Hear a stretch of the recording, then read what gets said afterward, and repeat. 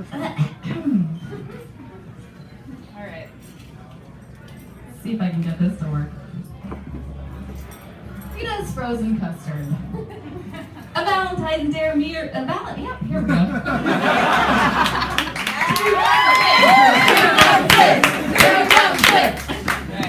A Valentine's Day Miracle Story by Greg Hundemer. Normally, I'm not the kind of guy that's into the whole Valentine's Day thing. For one, I'm a cynical little shit. It's a ruse for corporate America to sell you things like roses and chocolates and tingly lube. Also, and this is probably the real reason, anytime I see myself in a budding relationship that starts to look like it's going in the direction of serious, I tend to go into a cave and ignore calls and texts until she eventually goes away. Basically, what I'm saying is that I'm a very mature person when it comes to these things. Anyway, last year in the weeks leading up to the big VD, I found myself dating a brave soul named Jessica.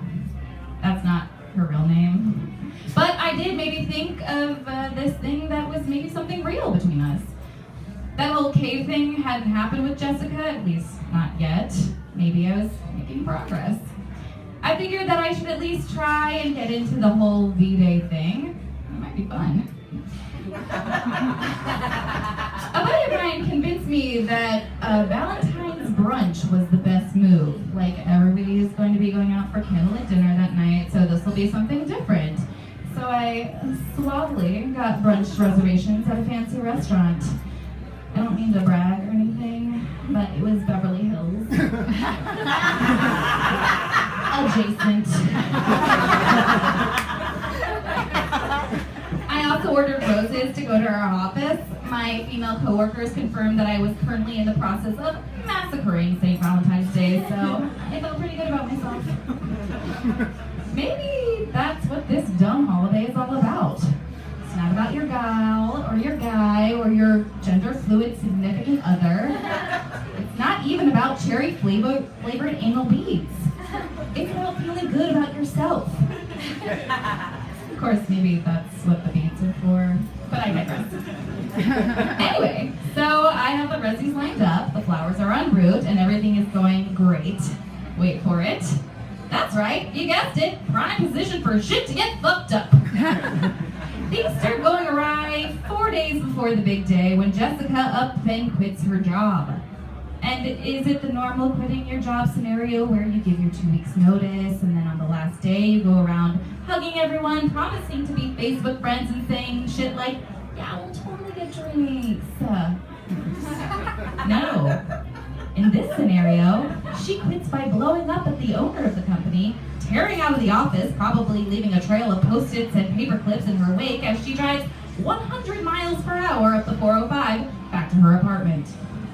But like I said, I'm trying to do this relationship right. I pick up some In-N-Out, head over to her place, we indulge in a little animal style. That rubbery Thousand Island shit, don't be gross.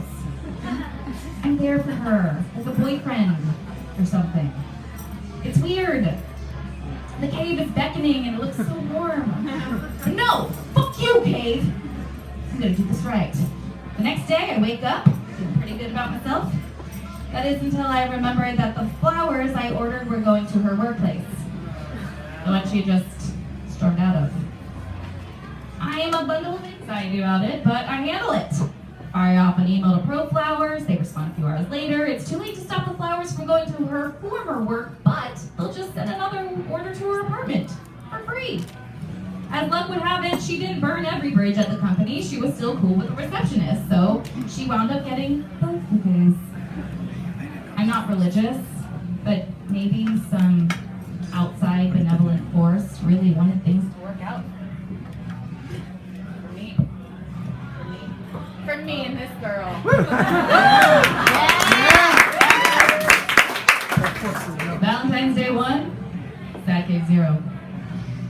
So remember how I was amped up about the Valentine's Day brunch? Apparently I was so amped up that I overslept. Because that's what I do. I woke up 45 minutes late before the reservations or something stupid like that, and remember, this is LA.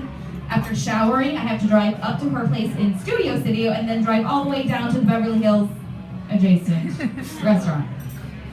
I'm stressed out. I don't know if you could already guess, but I'm not very good with stress.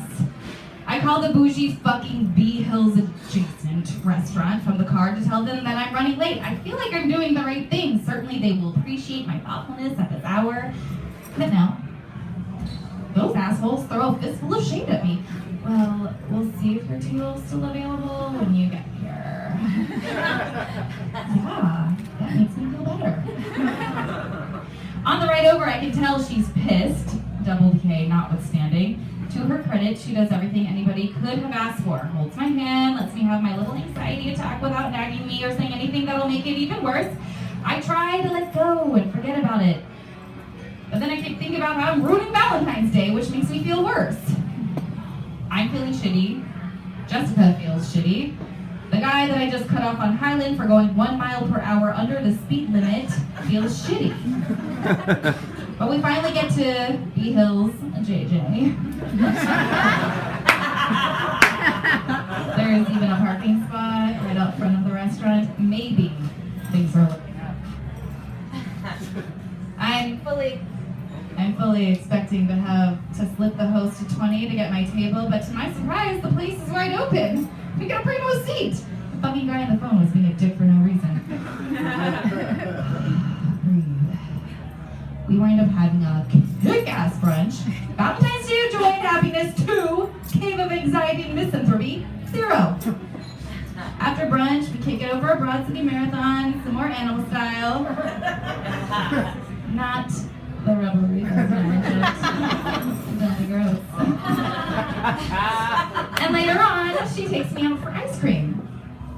Technically, not ice cream, but frozen custard at this place called Rita's. Have y'all ever had frozen custard? I had not up until this point, but one lick, and I was in love. I didn't even need anything fancy. Vanilla custard sprinkled with some nerds. Yeah, the candy. It's really, guys, I highly recommend it. So yeah, my first ever Valentine's Day got off to a rocky start, but it's hard to complain about how it ended. Well, except for the fact that 3 days later, Jessica and I broke up. And I'm not even kidding. I won't bore you with the details, but that whole stress episode in the car wound up being a thing.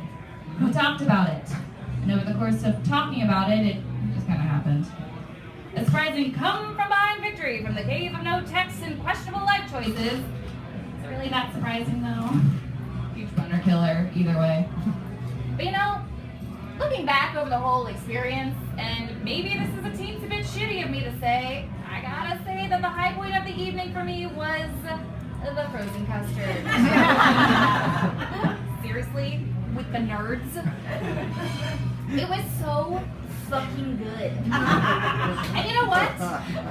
No other frozen treats, at least that I found, offer nerds as a topping.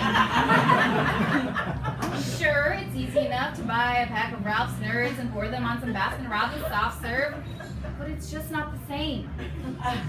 Trust me. I've been chasing that dragon for a year. Yeah, of course I could go back to Rita's. But it's out of the way, which means I'd have to plan ahead a little bit. And well, you know how cravings work, they're just not exactly conducive to planning. But I know that one day, I will go back.